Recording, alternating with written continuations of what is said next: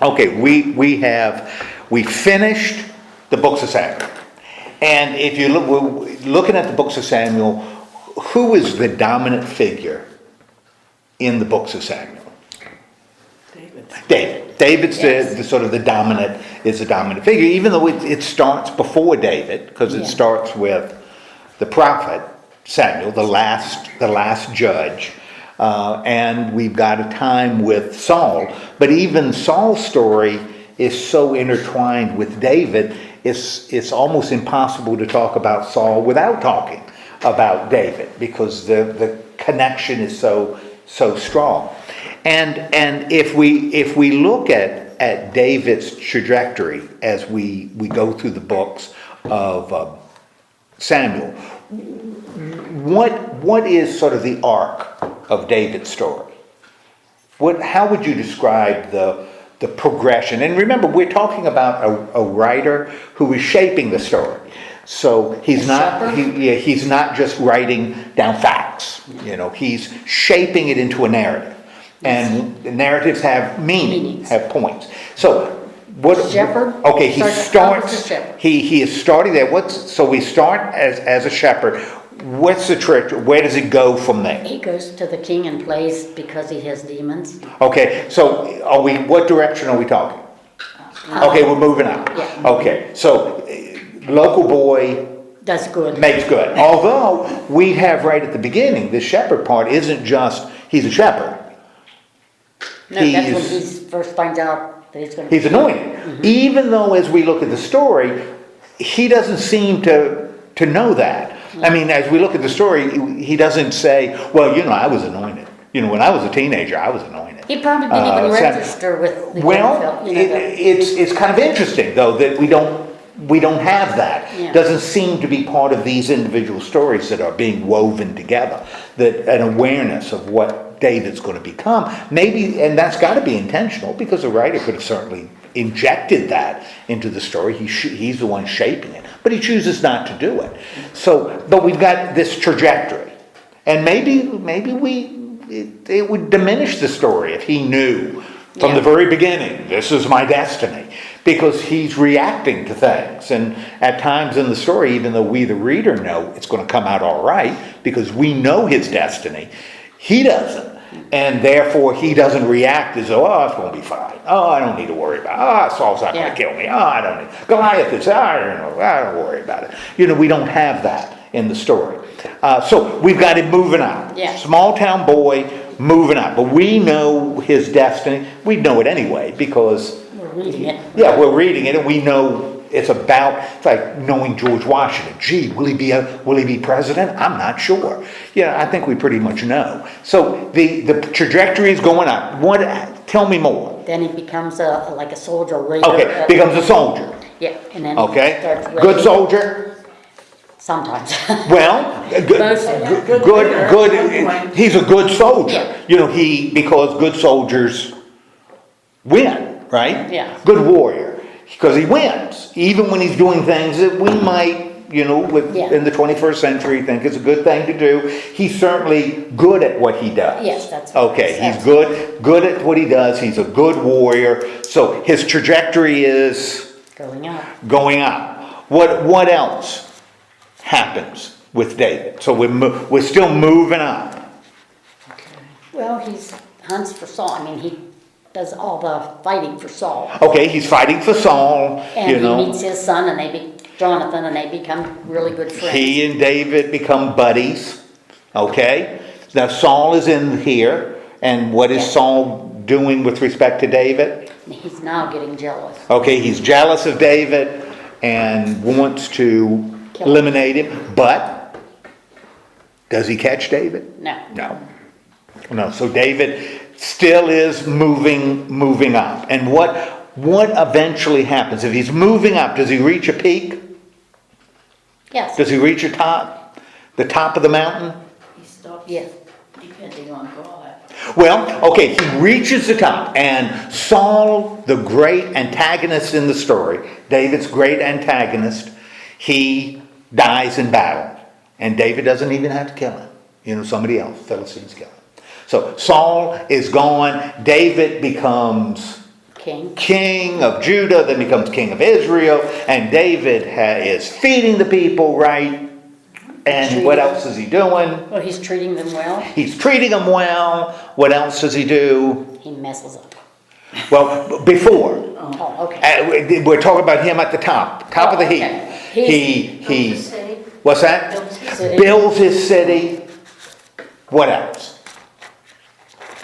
I mean, we're checking boxes, right? Mm-hmm. Good to the people, practices justice, finds himself a capital city. And he still finds, underneath all that, he still goes raiding against them. But he's still raiding because that's the way things were. Yeah. Then. So but we're checking boxes, right?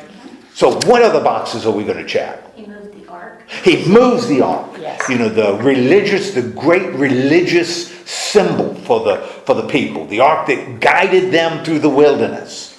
You know, that's why it's in tent.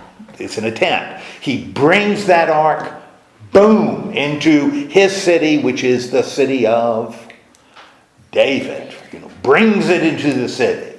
All right? What enemy has been a big deal through the whole book of the books of Samuel? Philistines are first Samuel. Philistines are the big enemy. Man, they were a problem at the end of Judges with Samson. The Philistines, what does David do with the Philistines? Defeats them. They're done. You know, outside of those stories we looked at the end of 2 Samuel, that were stories that seem out of place. The Philistines don't show up again. They're gone. And the writer says they go back. So they are out of the land. So David, militarily, politically, socially, religiously, he is on the top of the heap, right? What happens? He falls. Okay, he falls.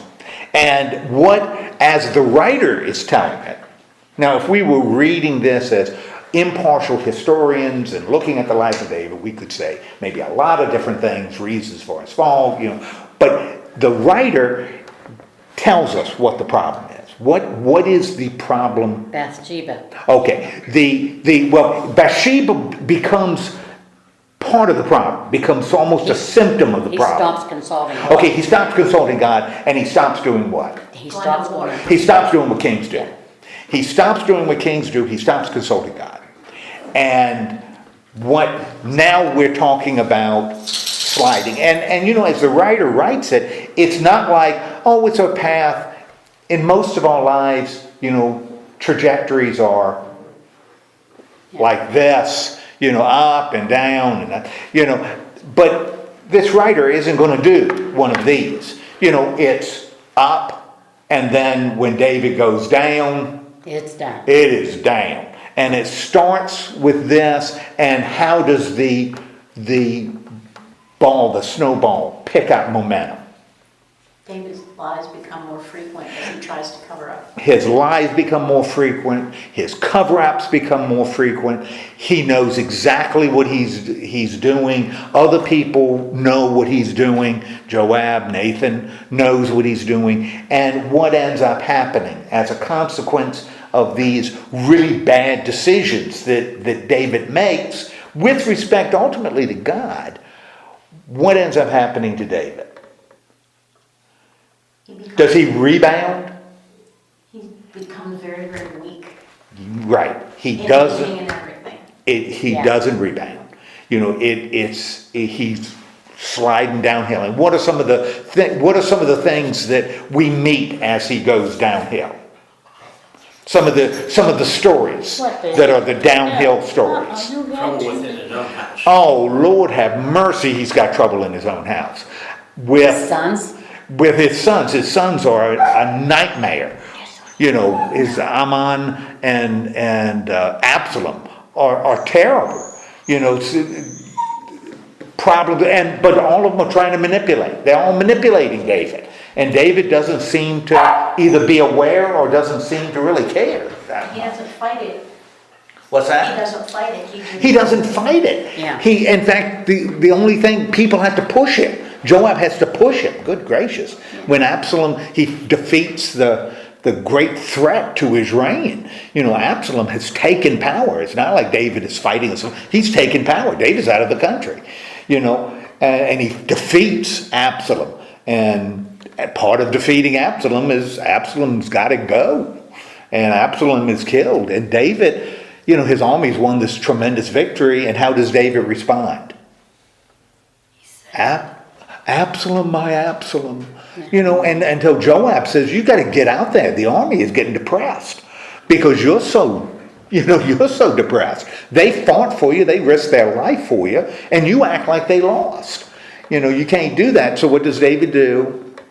All right. And he goes out and does it, but then he has to fight another. He has another civil war where there's the northern tribes. So David ends up sliding, downhill. And we, the reader, know why. We're not talking about political reasons. We're not talking about military reasons. We're not talking about social reasons. Why does David? Because he isn't consulting God. Because he isn't consulting God, and he has disobeyed him. Okay, and that's where we get, and the last, at the end of 2 Samuel, we got some paws and tails, little stories that have just sort of been included in a psalm, but it doesn't, it really seems a little out of place, but they're there, David's stories.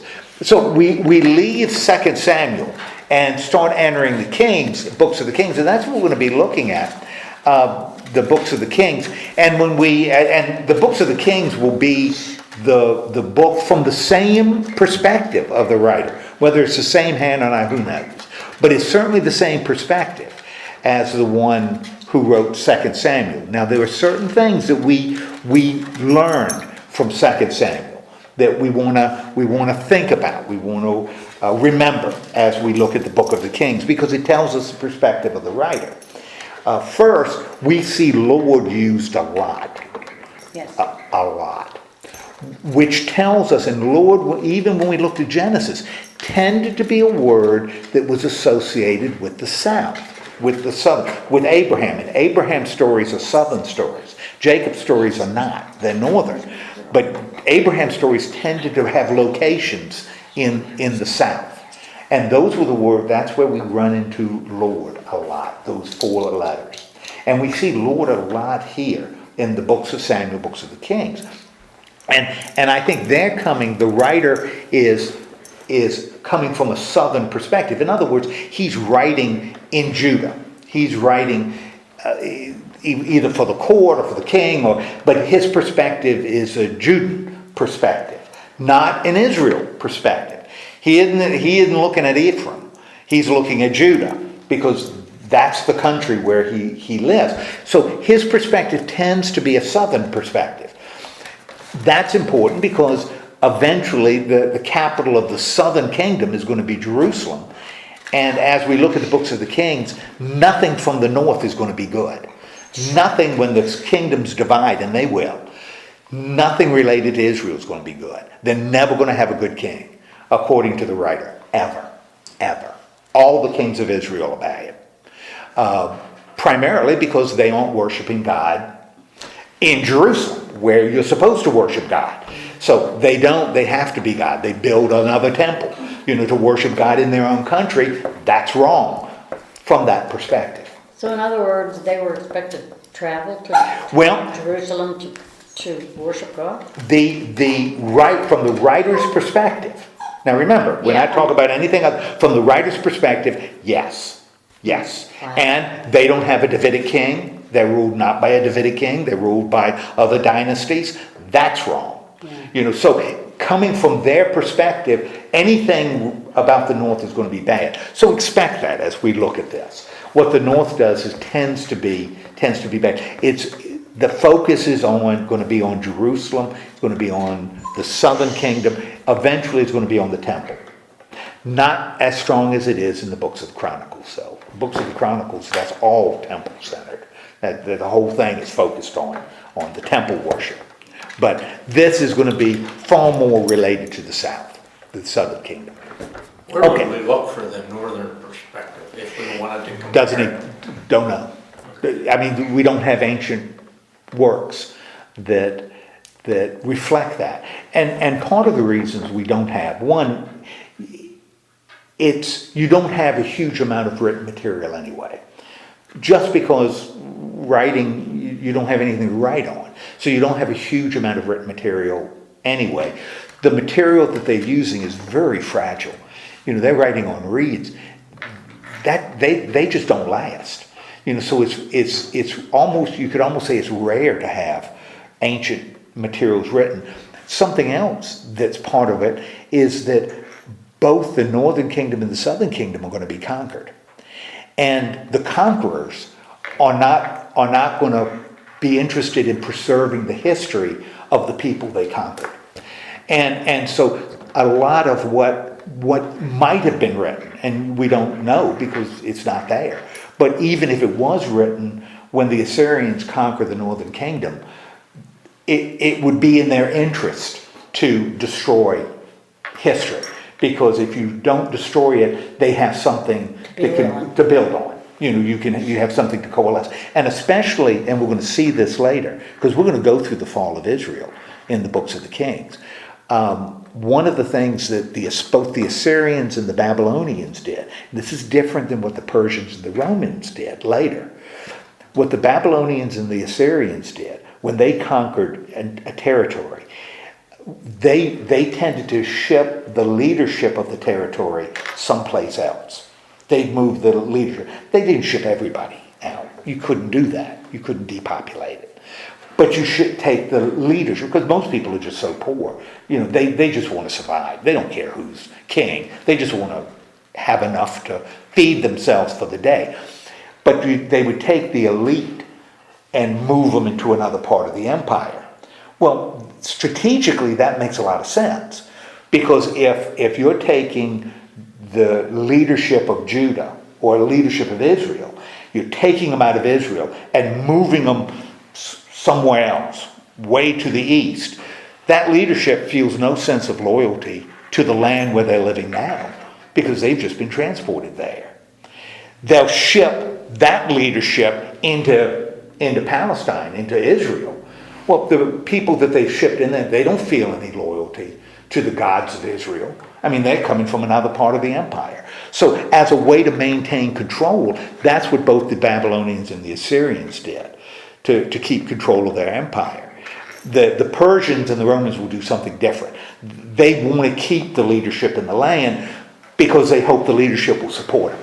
And if the leadership supports them, then they don't have to worry about the people getting antsy and uncomfortable. So there's a different philosophy on how to manage a multicultural empire. But that's what the Assyrians and the Babylonians did. And that's what we're going to see here. That's why they talk about the exile, because that's what these two ancient people used to do with conquered territory. They would ship the leadership, which includes the religious leadership, they'd ship them out, ship them someplace where there's no affinity to the land.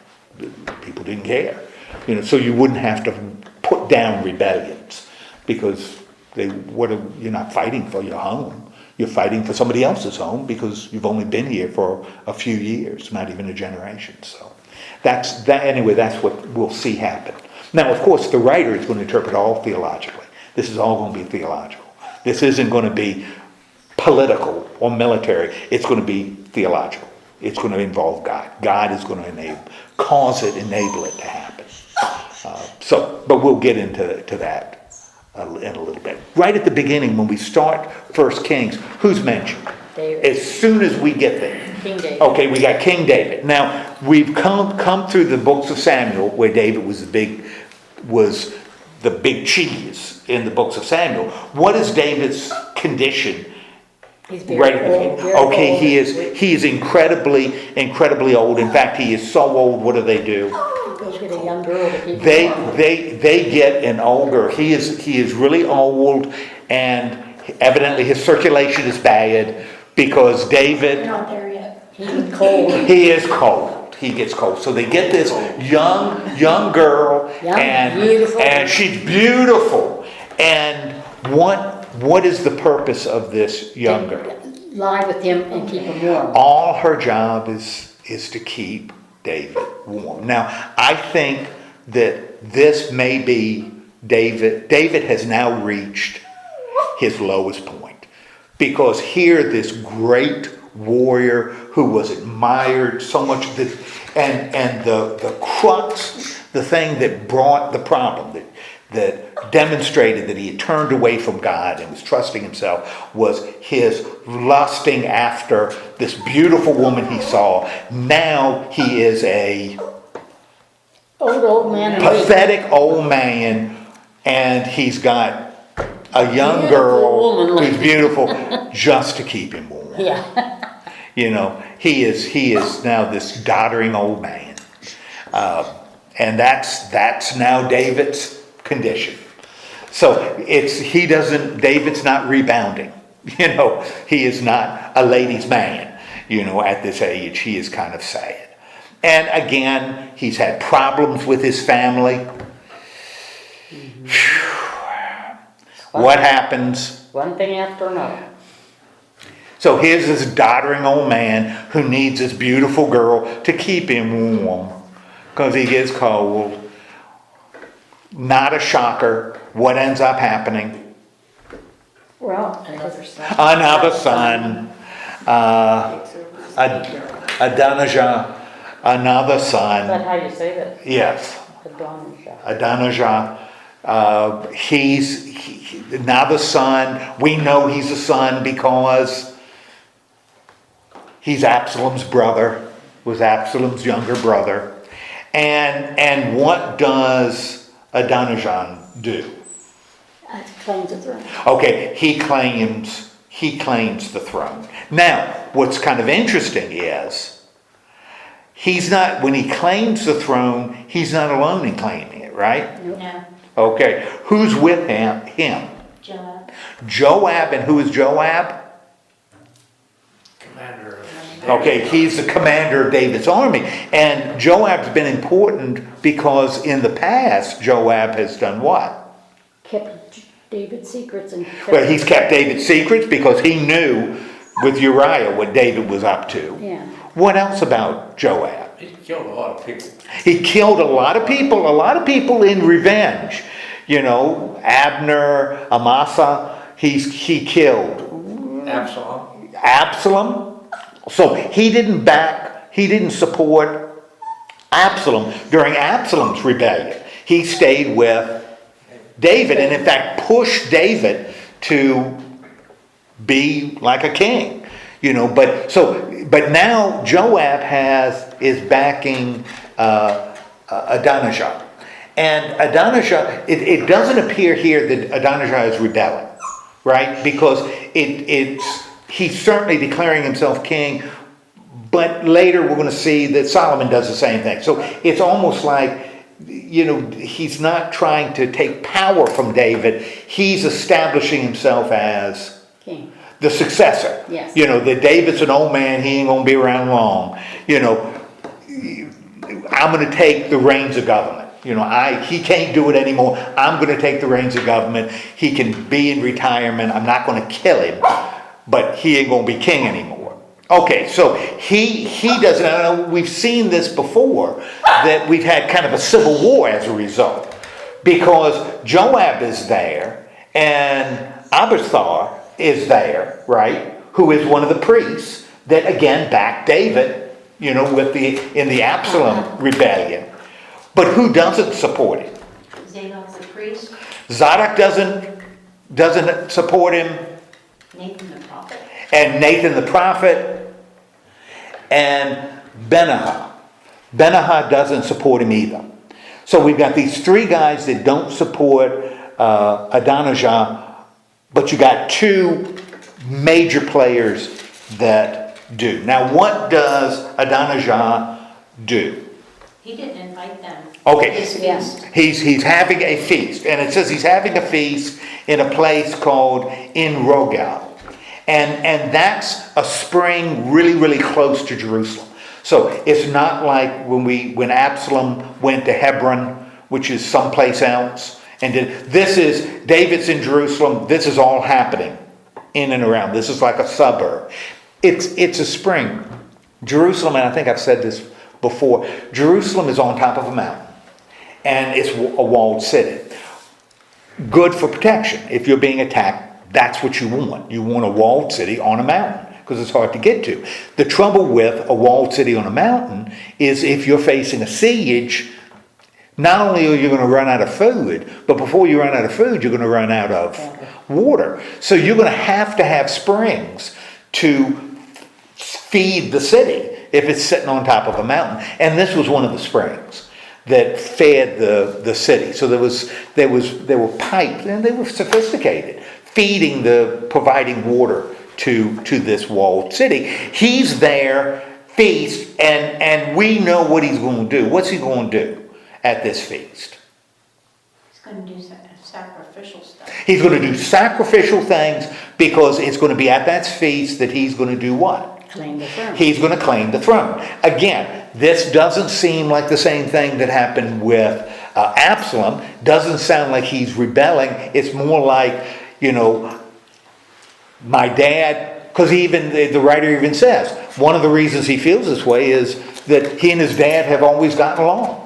So it's not like he's against David or undermining David. In fact, later we're going to see he shows a lot of respect to David. And David's decision. So it doesn't seem like a rebellion, but it does sound like he wants to be the one to receive the power. So he's going to be, they call it a regent.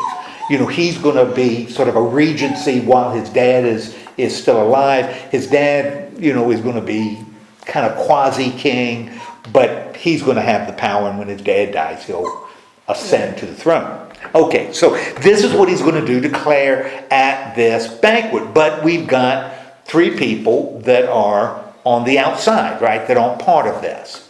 One of whom is Nathan. And what does Nathan do? Because Nathan isn't invited, Benaiah isn't invited, and Solomon's not invited. Now, we've heard the name Solomon before, but we haven't, his name was mentioned. And Solomon is who? Who is Solomon? The brother son. He's David's son, another son by another wife. Just like Adonijah is a son. In fact, an older son. Adonijah is a son, so was Absalom, so was Amnon. They were all sons of David, so was Solomon. Solomon is the son of David and Bathsheba, one of David's wives. So we've got Solomon. He's not invited to this party either. Okay, so what does this coronation where he announces, I am going to follow my dad. What does Nathan then decide to do? Go to Bathsheba and have her go to King David now, with the situation. Yes. Now remember how David's been described. Because I think what ends up happening here is, again, kind of a pathetic, reflects as much on David as it does anything else. He goes to Bathsheba. And what does he tell Bathsheba? What does he? See the king in his bedroom. Yeah, go and see the king, your husband. Yeah. And this is what I want you to. And he even prefaces it. How does he preface this with Bathsheba? I'm talking to you, Bathsheba, for your sake. For your sake and the sake of your son. I've got you and your boy in mind. And this is why I'm telling you. Okay, go see David. And what do you tell David? What should you tell David? You've heard it. Okay. The son is setting himself Yes. up to be king. Yeah. Adonijah is setting himself as the successor. That he's establishing himself as king. So he's going to follow you. And he's called this party, but he hasn't invited certain people, to this party. And what else does he say that I want you to tell him? That's really important. That Solomon should be king. Yeah. And why should Solomon be king? Because you made a promise. Because you made a promise. David, Adonijah is about to declare himself king. And he hasn't invited some important people to his party. But David, you promised that Solomon was going to be king. Now, okay, did David make that promise anywhere in 2 Samuel? I don't remember reading. No. He never made that promise. No, that promise doesn't exist. So what is Nathan telling Bathsheba to do? Lie. Lie. Go to David and lie. And tell him that you promised that Solomon would be king. The assumption is David's going to say, yeah, I guess I did. I don't remember it. But that's what Nathan is going to have. But, if you tell him, he may say, you got an interest in this, don't you? Your boy being king, maybe I should question the fact that all of a sudden you remember me saying to you that he's going to be king. Now, Bathsheba, you tell him that, okay? And then, what am I going to do as Nathan? I'm going to come in. As soon as you tell him that you promised to make Solomon king, and he's doing this, I don't remember that, I'm going to come into the room. And what am I going to say? He's going to say that he did say it. Yeah, I'm going to say, were you talking, it strikes me. One of the television shows I loved when it was on, and I still watch reruns, is Seinfeld. This sounds like something on a Seinfeld episode. You're going to tell him that you promised to make Solomon king. I could see Jerry at Monk's, and then George come in and say, "Were you talking about how you promised to make him king?" There was there was an episode about a race. Were you talking about that race that you won? Oh yeah, I remember it. We haven't seen each other for years. That's what Nathan's doing, right? So he's setting up to do what? What is he setting David up for in this little story? He and Bathsheba, and he's taking the leadership on this. Solomon king. To make Solomon king, and he's going to do it by fooling David. This doddering old man who needs a young woman to keep him warm at night. They are going to pull the wool over this old man's eyes. And do they do it? Yes. Yes, indeed. Yes, indeed, they do it. Even though David never made that promise. And the writer isn't stupid. The writer knows that he hasn't written it in the story. If he had, it'd be different, but he hadn't put it in the story. So we the reader have no other, we can't say, well, maybe he did, he just didn't mention it. No, he mentioned everything we need to know. This is Nathan and Bathsheba, particularly Nathan, fooling poor old pathetic King David. And King David not only buys the story, but what does he decide they should do?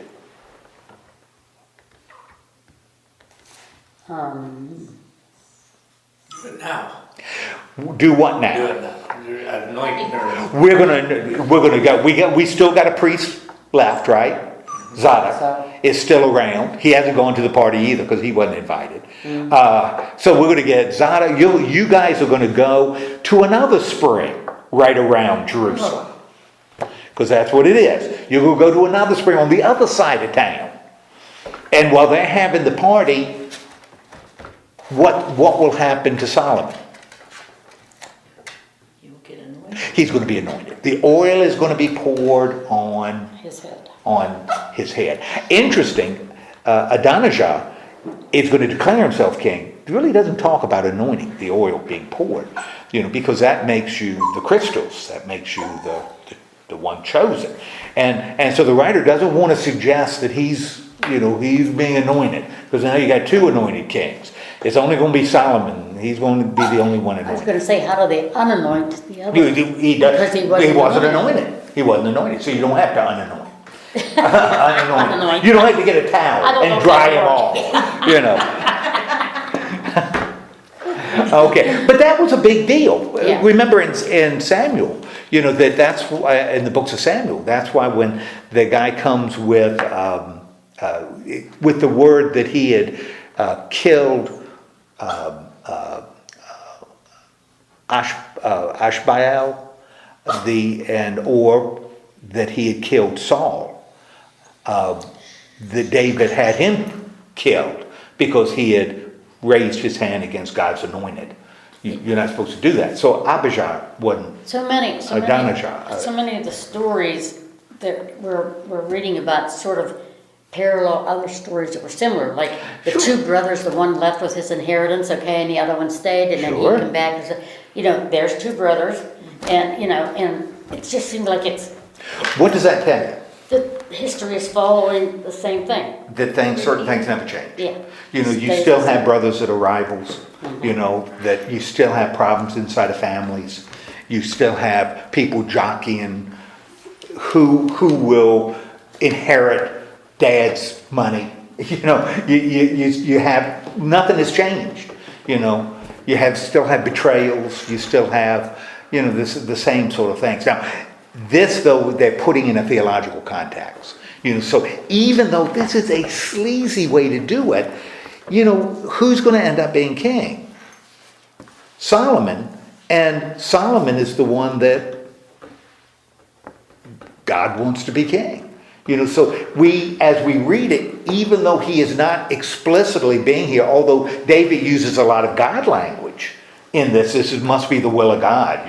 This is that God is moving this story, and that sometimes God moves stories in ways that we look at and say, "Whoa, this doesn't sound good." I mean, they're lying to him, but God is still moving the story. It's still moving towards what God wills. So, what ends up happening with Solomon? He gets anointed as king. He gets anointed as king, and what happens when he's anointed as king? Is it a quiet anointing? No. Heck no. Not only is anointed as king, what else happens to him? You anoint him as king. Well, first, even before he's anointed, because this is strategic. He's going to Gihon, right? How's he going to get there? How's Solomon going to get there? On David's donkey. On David's donkey. Why is that important? Because it's showing everybody that David picked him. This is David's, and he's going there, and they're going to anoint him. And after the anointing, where are they going to put him? On the throne. He's going to be on the throne. So we've not only is he showing David's authority, riding in on David's animal and being anointed. Oil is being poured on him, something Adonijah didn't do. But Solomon is. So he is now going to be king. He is sitting on David's throne. There's a lot of celebration going on, right? Who hears this celebration? Now, understand, both of these things are happening in Jerusalem. It's not like one is happening in Hebron. They're both happening in Jerusalem. In fact, Adonijah can hear what's going on at Gihon, with Solomon. So what ends up happening there it's not Adonijah. Who hears this celebration that's taking place? Joab hears. And what happens with Joab? What does he hear? All the noise. He hears all the noise, and what does he do? Wants to know what all the noise What's the noise? about. Ask somebody what's going on. I'm hearing a lot of noise. And what does he hear? Trumpets? Oh, you hear trumpets. What does the guy he asks tell? Solomon is now king. David has made Solomon king. He's been anointed. He's sitting on the throne, and people are shouting what? Long live King Long live King Solomon. David was a good king. Solomon's going to be A better king. even better. That's what people are doing. Now, the people at Adonijah's party, when they get wind of that, what do they end up doing? The guests were afraid. Yeah, they leave. Yeah. They leave. They take little doggy bags, the food with them, but they leave. Yeah. Because it's bad. If you're there for this king party and there's another king there, they just as soon leave. And Adonijah, now in the past we've had all kinds of civil wars, people fighting, this kind of jazz. What does Adonijah, what does he do? He wants Solomon to swear not to kill him or hurt him. Well, first, what's the first place he goes? Oh, And this is great, because Joab's going to do the same thing. Tent of the Lord's. He goes to the tent, right? And what does he do? Hangs on to them. He grabs hold of the ark, because the idea is if I'm holding on to the ark, They won't drag me out. you're not going to drag me out. It's sort of like asylum. You know, he is claiming asylum. He's holding on. They aren't going to kill him if he's holding on to the ark. It's like running into church. You know, they're not going to kill me in church. You know, so that's where he is. And how does, now Solomon is now king, right? How does Solomon respond? Now, Adonijah is a potential rival, right? I mean, Yeah. He's already got a following. Even though he doesn't seem to be like Absalom, he's not forming an army to fight. You know, he's running into the temple to beg for his, running to the ark to beg for his life. So Solomon would have every reason to eliminate him. I mean, he serves no function for Solomon. There's nothing good that he's going to provide for Solomon. there's Only like bad. And that chance to try to steal the throne, maybe. Absolutely. You know. You know, here's a rival. You know, it's not, I think I told you before, one of the things about Herod the Great, when he was an old man, you know, in the New Testament, the one that killed the children in Matthew, the second chapter of Matthew. You know, one of the things King Herod the Great did, because he became jealous of his sons, at least the sons he had that were competent. You know, the idiots he let stay, but he killed the sons that had the most potential. He made sure they were all executed because he was afraid one of them might overthrow him. So he left the idiots behind, the ones that posed no threat, and killed the ones that had potential, you know, to protect himself. That's what Solomon can do, you know. But what does he end up doing with Adonijah? Said you can go home. He says, go home. Now, what does that show about Solomon? What do we see? Because we don't know much about Solomon, because he hasn't played a part in this story. At best, kind of passive part of the story. What do we learn about Solomon here? He carries some of David's traits. Okay, he carries some of David's traits. In particular, compassion. What else? Wisdom. We're going to find out a lot about wisdom. Certainly confidence. You know, doesn't feel threatened by him, this guy. As I read it, it doesn't sound like he's weak, like he's afraid. It sounds like he's showing compassion and justice to a brother that really didn't do anything other than, you know, wanted to, you know, follow a doddering father. You know, wasn't really seeking to take power. Now, at the beginning of chapter 2, so we get a glimpse into Solomon. Right now, Solomon is now king. If Solomon is king, what needs to happen? David needs to leave this mortal toil. And that's what he does. Before he leaves this mortal toil, what does he tell Solomon? To be strong. Okay. And always obey. Show yourself Be an strong, always obey God. So, good advice, even though David didn't always follow it. You know, this is good advice that David is offering Solomon. What else does he tell Solomon? So in general, be good, you know, follow the Lord, listen to the Lord. What else? Show kindness to the sons of Barzillai, Okay. and Gilead. Okay. 'Cause they were What kind to else? him. Yeah, because they were kind to him. So remember the promises I made. Don't betray the family by going back on promises that I made. What else should he do? He has to kill a couple of people. Yeah, watch out. Watch out. For who?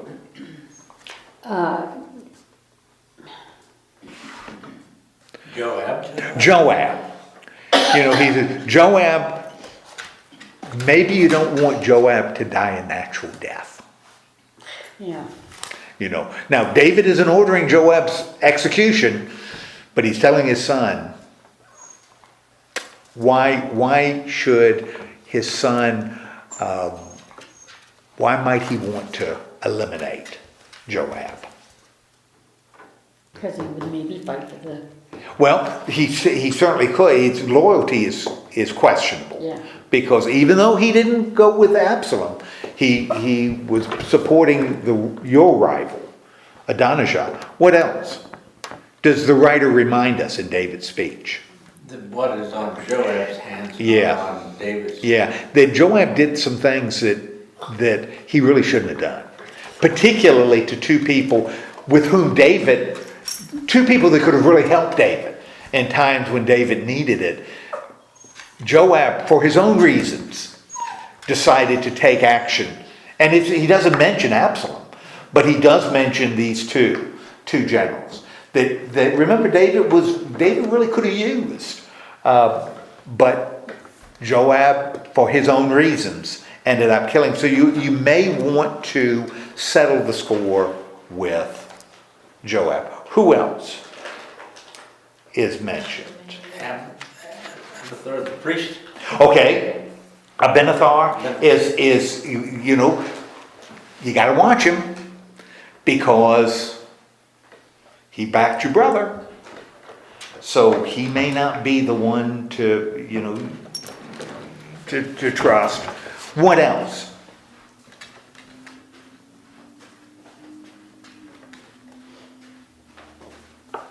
Well, David does this last speech to Solomon.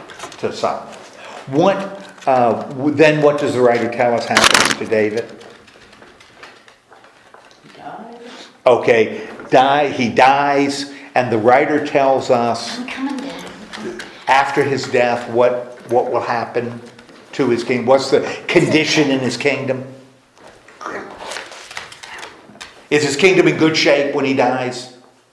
Yeah. Absolutely. Now, one of the other things that you want to file away, and this is what we're going to continue to see it throughout the books of the Kings. The condition of the country is going to be reflected in the king. If the king is good, the country's in good shape. If the king is bad, the country's in bad shape. If the king is righteous, the country is righteous. If the king is evil, the country is evil. So the country is going to reflect the king. Now, that's just the way the writer is going to say. So the king represents the country. So if the kingdom is established and it's solid under Solomon, things are going well. Now, who reappears in verse 13? So David's gone, Solomon is king, chapter 2, 13. Adonijah. Okay, Adonijah shows up again. And what does he do? Kind of pulls a little Nathan, a little bit. Because what does he do? He goes to Bathsheba. And he says to Bathsheba, The kingdom was mine. well, you know something? Yeah. What does he want? Bathsheba, you could do me a favor. He wants a girl. I would like you to talk to your son about Abishag. And who is Abishag? He's a beautiful young girl that kept David warm. I would like to have her. I'd like to marry her. But your son has got to give me permission. Okay. And what does Bathsheba do? Now, why is this politically challenging for Solomon? Why is this a tough situation? Why is that request more than just a young man infatuated by a beautiful young woman? Because of David, Well- because she took care of him and. Yeah, okay. She remembered the story of Absalom. When Absalom was in Jerusalem and took power, and David's gone. And David left 10 of his concubines back in Jerusalem. What did Absalom do? He took the concubines. And we said, well, that seems kind of odd, but not in this ancient world. By doing that, what was Absalom doing? Declaring his presence or His power. Yeah, this was a power move that people would have recognized. If Abiathar takes Abishag as his wife, it could be seen as doing the same thing. That this is David's concubine, so he is taking power. He's asserting his power by taking something that belonged to David. Mm-hmm. Just like the kind of authority that was conveyed by Solomon riding David's donkey into Gihon. This is the same thing. He's taking something that was David's. It's a power. It could be seen as a power play. We don't know. But who sees it as a power play? Because what does Solomon does? Because Bathsheba goes to Solomon and makes a request. And how does Solomon react? He wanted him killed. Yeah. It's not good. She basically signed his death warrant. That's he did it when he asked for it. But so he's gone now. So these loose ends, now one of them is not loose anymore, right? Kind of, as David said in his last decree or whatever, Solomon, each one, and he specifically said how they would be put to death. Yep. And so check off. Abishah is Adonijah is gone. He's gone. Okay. Now, who's next? Abiathar? Yes. Yeah, Abiathar, the priest, right? And what happens with Abiathar?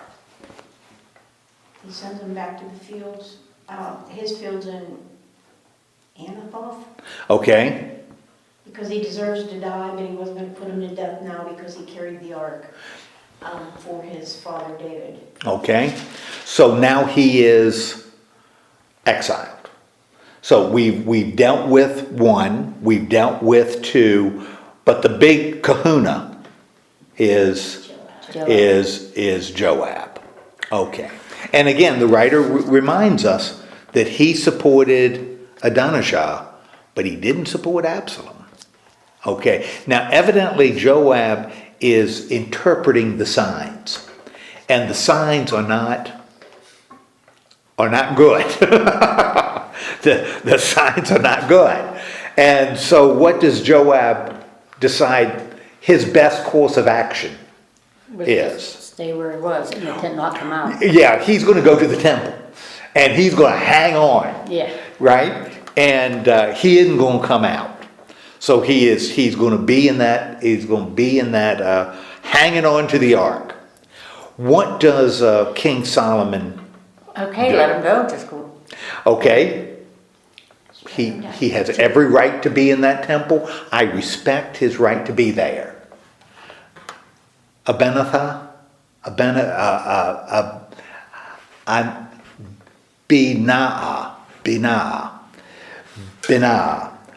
What should he do? Who is now becoming his right-hand man.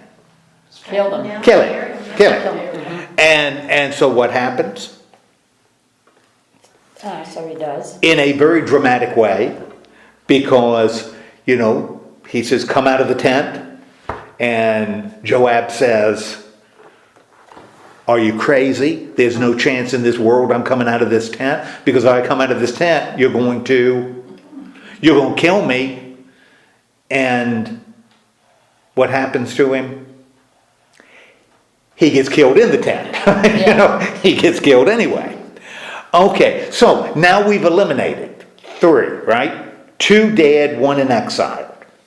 Now, there's another person that was sort of a loose end at the end of it. Well, Shimei. Shimei. And you remember Shimei in 2 Samuel during the Absalom rebellion? David is leaving Jerusalem, right? And Shimei is from the tribe of Benjamin. What is he doing as David is leaving Jerusalem, hightailing it out of town? Remember? He sent for him and told him to build a house. Well, Shimei was the one that was throwing rocks at him and cursing him. Because he was from the tribe of Benjamin. And who else was from the tribe of Benjamin? Saul was from the tribe of Benjamin. And so he doesn't like David because of what David did to Saul. A kinsman. So he was cursing him, throwing rocks at him as David. Now after this is over, after this little episode and the rebellion is put down, Shimei comes to David, kind of apologizes, shows great respect, and David forgives him, right? And says that he's not going to seek vengeance against him for what he did. Okay, so here he is, right? And what does Solomon say to Shimei? That he could never leave, go beyond the Kidron? Yeah, and Kidron is again one of these springs that's right around Jerusalem. So in a sense, it's kind of an interesting thing because David made a promise, and remember, part of the thing David said to him is, you got to keep the promises I made. And this is a promise David made, that Shimei was going to be killed. So Solomon says, I'm not going to kill you, right? In fact, what am I going to do? I'm going to give you a house in town, right? But, and the but is pretty important. You can't leave town. You can't leave town. If you leave town, then you're going to die. Why are you going to die? They're going to kill him. Because I'm the king. If you leave town. And Shimei says, good deal. I'm there. I don't have to, I'm not going to, you don't worry. I'm not an idiot. Well, he's not as smart as he thinks he is, because what happens to Shimei? Well, 3 years later, his slaves ran away to the king of Goth. Okay, so we got his slaves run away and go to Gath, which is part of the land of the Philistines. That's Philistine land. That's one of the kings of the Philistines. So he goes there, and what does Shimei do? He saddled his donkey and went to kill. Yeah, he goes to get the slave, right? Mm-hmm. Oops. Oops. What happens? I told him he made him a promise he was not to leave, so he wasn't happy. Sorry. Yeah. Didn't you agree to what I said? Yeah. I told you the terms. Mm-hmm. You violated the terms. Now you got to pay the price. And he kills him. So what is, and the writer, so we've got these loose ends tied up, right? All these loose ends the writer ties up. And what does the writer, after this he's struck down, what does the writer tell us about Solomon's kingdom? It was now firmly established. It is now firmly in Solomon's hands. established in Solomon's hands. So what has happened in these first few chapters of 1 Kings? Solomon finished up David's orders. Solomon has finished up, and he is now, power has been transferred from David to Solomon. And we get some glimpses of Solomon, that he is capable of showing compassion, that he's smart, that he's just, There's justice. He could have killed this guy could have killed him in town, but he didn't because he made a promise to his father. And so it was it was his decision that resulted. Behavior has consequences. You do certain things, there are consequences to your behavior, and that's what happens here. So we end up with this kingdom now established. David is done. Now we've got Solomon as king. Now we got to see what Solomon's going to do as king. So we've got this power transferred, and that's what we're going to look at next week when we look at chapter 3 through 5:18. 3 through 5:18. We're going to look at Solomon establishing his kingdom. Okay? Any questions? What's that? Where did you say we had to read to? 5:18. 5:18. I don't have mine. Any questions about? At the very beginning of this, they were talking about those who did not follow Adonijah. Yeah. There were actually 5, and one was Rei, R-E-I. I'm talking about in verse 8, chapter 1, verse 8. Okay. It says Zadok. Yes. And so here it shows loyalty. These people are loyal to him. Right. But one turns out to be the fellow that we just talked about. Right. Right. And then there was one other, R-E-I. Right. Have we seen that person before? I don't think so. Okay. I don't recall seeing that person, and I don't think we see him again. So I'm not sure why he's there. Okay. But I don't remember seeing. Now we could check. I could check. No, but they tied him together with the Shimei. Mm-hmm. There, and then it never mentioned him again. And I was kind of wondering about Shimei. I mean, that showed his loyalty, but right. Then he turned around and still violated the law or the decree. Well, and it's I think it's important that he also agreed. So not only was he violating what Solomon the king said, but he violated an agreement that he made. He violated his covenant. From Solomon's side, I'm going to let you live. From my side, I will leave the city. And he violated that covenant. And, for Israel, covenants are a big deal. When you violate a covenant, that's pretty important. I just wondered if this Rye had any... Yeah, I don't know. But it'd be interesting. I may do that just on my own to see if he plays a part in the story. I don't think he does, and I don't remember seeing it before. But it is interesting.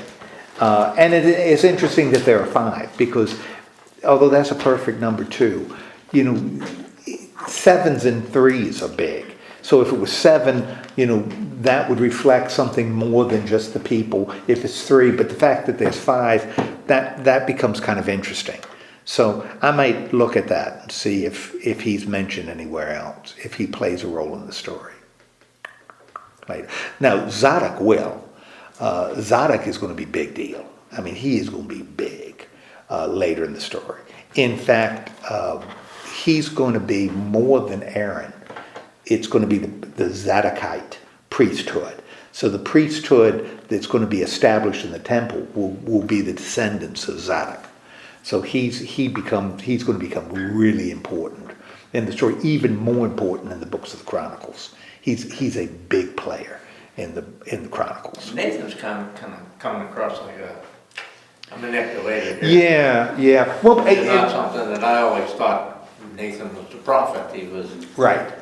Well, and it's interesting when Nathan goes to David and tells him the story about the man and the lamb. Remember, before he does that, when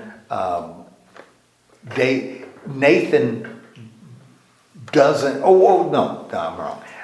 Different story. When David says, "I want to build a temple," Nathan says, initially, "Do it." Go ahead. And then God spoke to him, and Nathan said, "Don't." When Nathan goes in and says the story about the man and the sheep, this is something God had shown him. That's what the writer says. It's important for us to remember that these what are the prophets that are here are more like royal advisors.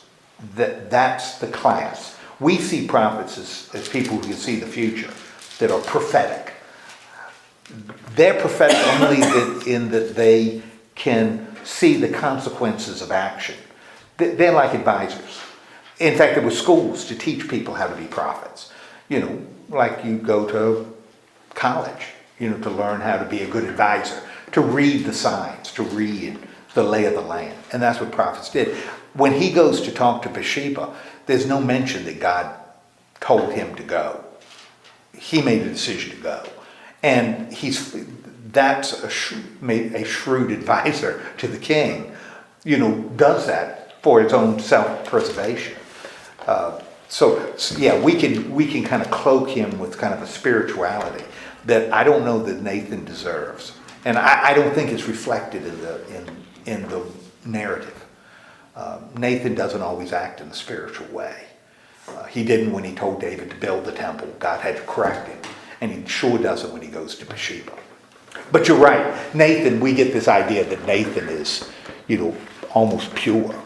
He's above it all. But he certainly isn't when he goes to talk to Bathsheba. We also kind of get the idea, because I've looked at enough as I put together the studies online, that Nathan is this older person that, is a wise prophet. And, he can't be. He's got to be. David's ancient, and Nathan is still functioning. He's engaged in this political game. So it's a little different impression of Nathan than I think a lot of Christians have, based on what they've looked at in Scripture. I don't know that it's necessarily bad, because I don't think it does any damage to see Nathan as kind of an example, but he isn't, not in the narrative. I don't think he is. You're going to have lunch. Anything else? Yeah, we got cheese already. I've got cheese for already. Yeah, you got lunch coming. And you had 2 big treats. Yeah, and her mom, and Coco's mom is coming home, and she gives her treats too. Oh, you're going to get some more. Yeah, she hasn't had any treats since Debbie left. Oh, wow. Except from Grandma Shirley. Shirley. Oh, Shirley. Why did I say Shirley? I don't know. I don't know why I said Shirley. That's interesting. There's not even a Shirley here, is there? No. No, I don't know. Okay. Maybe you have a Shirley in your I family. don't You just know. No, recently there talked isn't a to. Shirley. No, there isn't. I don't know. I've been here 3 years, by the way. Yes, maybe a Shirley is coming along. Shirley. I don't know. All right. At least I'm glad I got that recorded. That's something that's... It's good. Oh, well, I snort. Oh, Lord, help me. All right, let's have a word of prayer. Lord God, thank you so much for giving us this time together, and help us to, again, take this story seriously and recognize that you are at work in the story, even if your appearance seems very much in the background. This is still your story. Help us to see that and to believe it. In the name of Christ, we pray. Amen. Amen. All right. Now Grandma Shelley has to go home.